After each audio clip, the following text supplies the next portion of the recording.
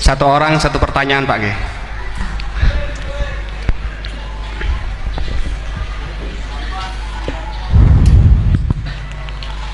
Terima kasih waktunya.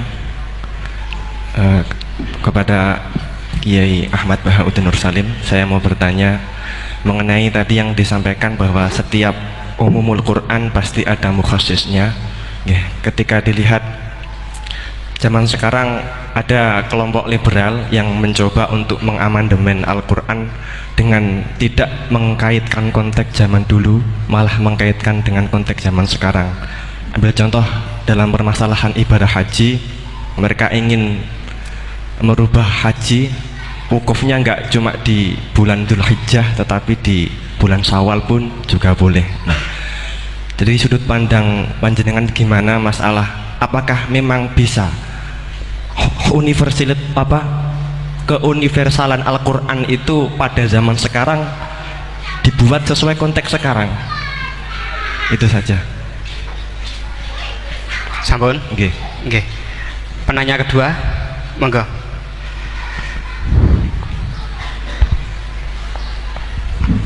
Assalamualaikum warahmatullahi wabarakatuh. Waalaikumsalam. Dumateng Yai, ini ada pertanyaan tentang penafsiran Al-Quran berdasarkan ilmu sains. Untuk abad sekarang kita mengenal teori ledakan besar yang sudah sangat populer.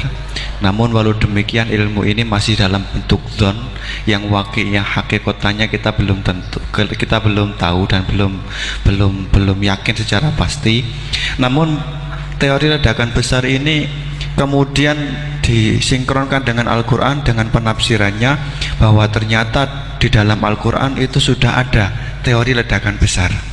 Pertanyaan saya begini, menimbang ilmu teori ledakan besar ini adalah ilmu dzon, ini masih memungkinkan ilmu ini salah, sehingganya penafsiran terhadap Al-Quran ini menimbulkan kekhawatiran, yakni kalau ilmu ini sebenarnya salah kemudian disinkronkan dengan Al-Quran, nanti ada penyalahan dalam penafsiran. Namun sisi lain terdapat kebaikan, yakni ada banyak orang bicara bahwa Al-Quran turun sekian ratus tahun lalu, ternyata di dalamnya memuat teori ledakan besar yang baru muncul abad modern ini.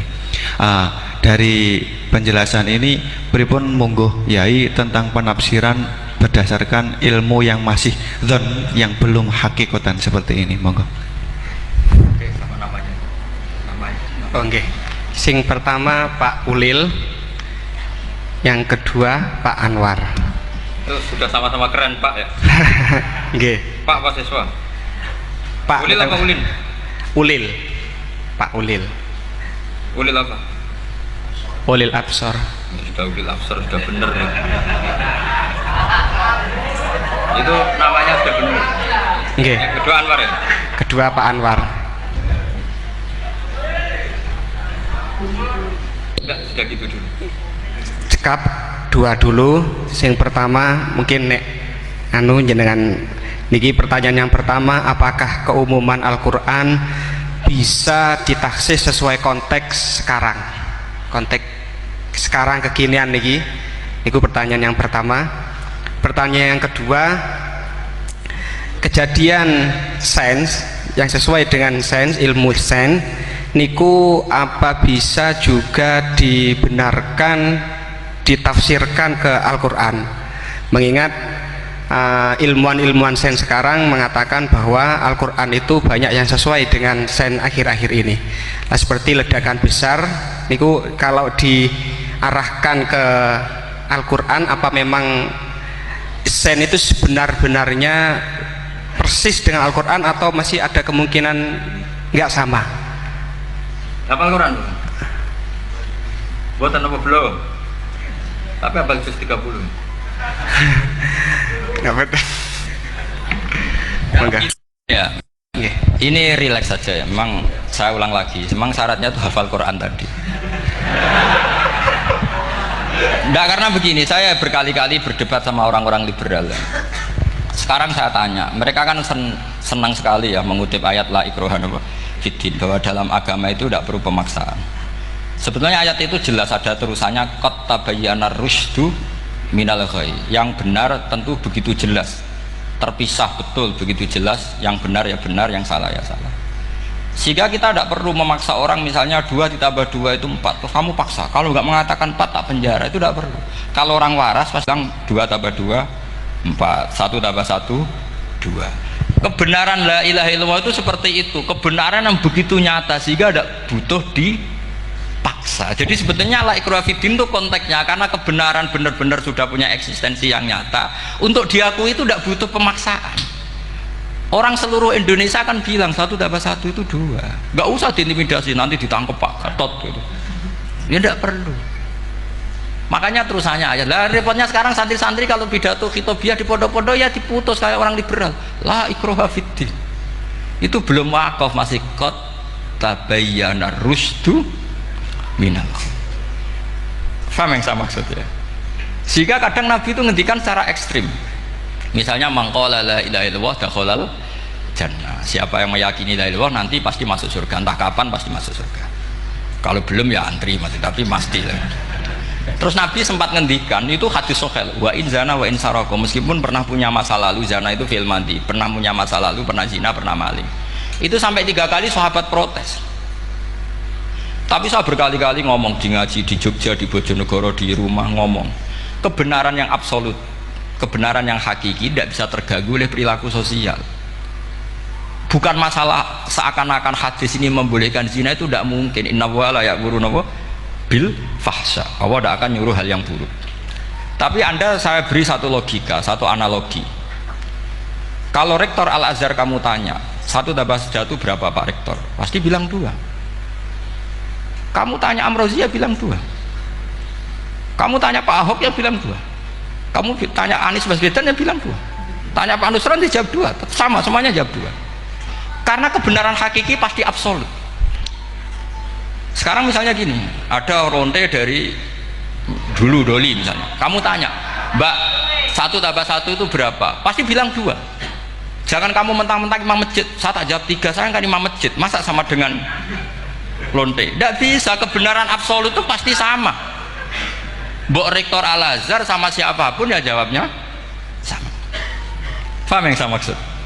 Sebab itu kadang Nabi ngendikan wa'in itu la ilaha illallah itu kebenaran absolut, lebih absolut dibanding 1 ditambah 1 2. Sehingga kebenaran absolut la ilaha illallah itu nggak bisa terganggu oleh apapun.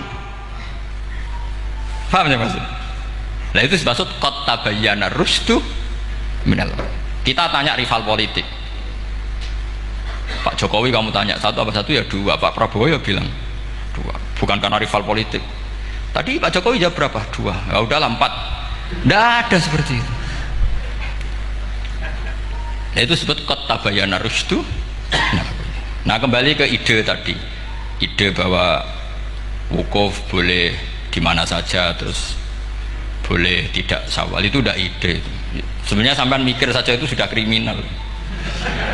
Berarti sampean ngapalkan pikiran salah ya. Karena kalau kita diskusikan itu lucu sekali, karena ya itu sudah begini loh kaidah khilaf itu. Saya kasih tahu. Walaysa kullu khilafin jaa mu'tabara illa khilafal ladzi hadzum minan nadhari. Tidak semua khilaf itu dianggap satu khilaf, satu perbedaan pendapat kalau kualitasnya nggak sama-sama mutu. Kalau yang satu nggak mutu itu nggak dianggap khilaf, nggak level. Itu tadi misalnya Imam Ghazali ngendikan begini, qala al-Ghazali gini-gini, pasti saingannya ya qala Nawawi atau qala Al-Qurtubi atau qala siapalah. Jangan qala al-Ghazali terus kamu saingi menurut Ustadz dari Solo, dari Jogja, wah ya udah level, masa Imam Ghazali disaingi. Itu ya, aturannya seperti itu. Ini jelas Rasulullah sendiri yang ngendikan al-hajju arafah, bahwa syarat sahnya haji adalah wukuf, dan Nabi menyebut arafah. Tentu kita tidak pernah memperbandingkan apa yang disabdakan Nabi dengan yang jadi pikiran mereka itu. Kalau mereka alasannya karena orang bergumul di situ, di Mina, di Arafah, gara-gara waktunya sama, titiknya sama, terus terjadi kematian gini. Apa yang nggak wukuf di Arafah itu hidup semua. Itu kan kayak dalilnya orang rokok mari cepat mati. Oh, sing rokok ya mati. Orang-orang jil juga mati.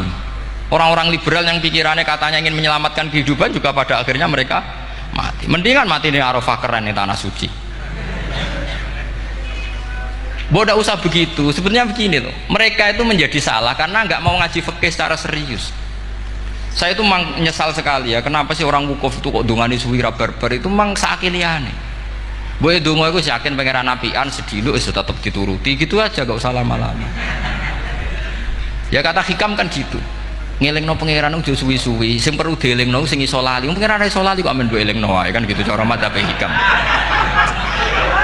Makanya kata madzhab hikam kan gitu. Wa inna ma yunabbahu man yajuzu alaihil ikhfal. Yang boleh diingatkan yang mungkin lupa. Tapi kalau masih ingat ya sudah tidak usah diingatkan lagi.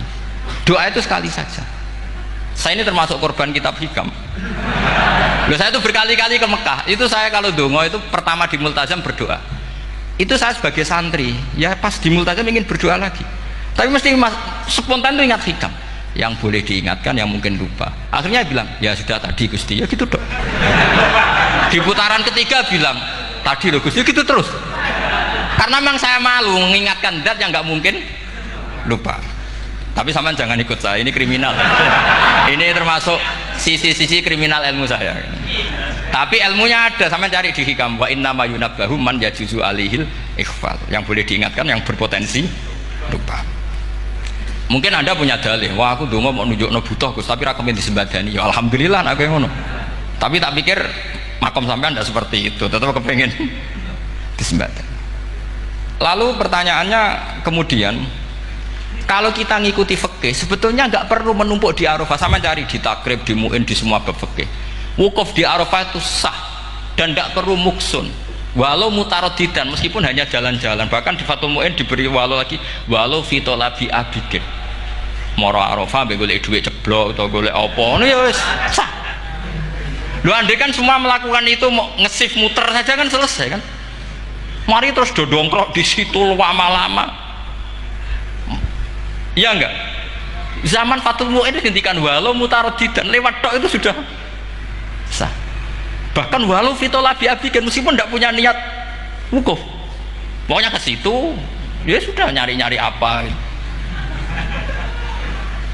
Sing mari menumpuk gara-gara semua itu ingin ideal. Wah mumpung di Arafah, ngentekno Tegal, ngentekno sawah, wah sudah. Makanya kalau haji itu sama orang yang ngedol Tegal mesti seru itu, wah itu nangis. Haji be orang alim atau orang KBIH gak iso nangis karena malah badi kan dia kan nggak pati iso nangis mesti itu. Nah ini kan, nah ini penting saya utarakan. Jadi andikan orang itu ya haji kayak orang-orang alim. Setahu saya orang-orang alim kalau haji ya biasa saja, sekadarnya. Karena ya dia tahu ini masalah karena nanti ganggu yang lain, sekadarnya. Karena kita ini berlebihan, akhirnya menumpuk di situ. Padahal fikih zaman dulu sudah mengatakan walau mutarodidan fitolabi abikit, jelas itu takbirnya. Masih ingat atau tidak takbir? Harus ingat kan? Jadi ini kan problem kita lagi-lagi tidak hafal, kita tidak menguasai ngotok fikih. Saya dulu sinau Fathul Mu'in, makanya Gus Zofur itu cerita, kita ini hidup, Gus Zofur sering cerita ke saya, kita ini hidup berkah Gus. Zaman saya jenengan itu rata-rata teman-teman Fathul Mu'in itu setengah hafal i'anah. Ya karena kompetitornya ya baik, peminatnya ya baik. Dulu saking senengnya Gus Naji sama ilmu itu, beliau pernah ikut Fathul Mu'in era saya. Padahal sudah dari Mekah lama, saking senengnya ilmu. Jadi kita dulu biasa diskusi dengan Gus Naji, dengan Gus Zofur karena saking senengnya ilmu. Ya itu tadi, karena memang ilmu itu asik. Tapi kita ini belajar fikih itu tidak seperti itu. Kita sudah kayak, ya sudah kayak orang-orang yang nggak mau fikih. Wong nak dongo ning Arafah gini-gini terus, ya hanya gitu-gitu dong. Tidak mikir kalau ganggu orang lain itu begini gue gak dipikir. Itu satu. Jadi menurut saya sampai jangan pernah terlintas bahwa pendapat jil atau apa saja itu pendapat. Walaysa kullu khilafin ja'a mu'tabaro illa khilafal ladzi hadzu minan nadhari. Tidak semua khilaf itu kita hitung khilaf kecuali yang kualitasnya sama. Kecuali begini kualitasnya agak sama. Misalnya sholat jenazah. Sholat jenazah itu trennya kan mayit di depan, terus imamnya itu di belakang. Nah itu boleh, ada ulama mengatakan nggak apa-apa. Sholat jenazahnya di depan, mayit imamnya di jenazahnya di belakang, imamnya di depan. Meskipun itu tidak lazim, tapi masih masuk akal. Itu tadi fa'innal janazah laisat bimanzilatil imam. Piye janazah ora imam wajib kok ngarep. Alasannya apa? Loh itu udah orang liberal, itu kitab Mahalil. Kaul awal jenazah harus di depan, kaul sani tidak harus. Piye jenazah itu tidak imam. Coba alasannya di depan apa? Dia ada tidak imam. Kalau seperti itu masih khilaf karena sama-sama ulama. Dan khilaf ini dipraktekkan, tapi jangan di sini loh ya, ini jadi fitnah.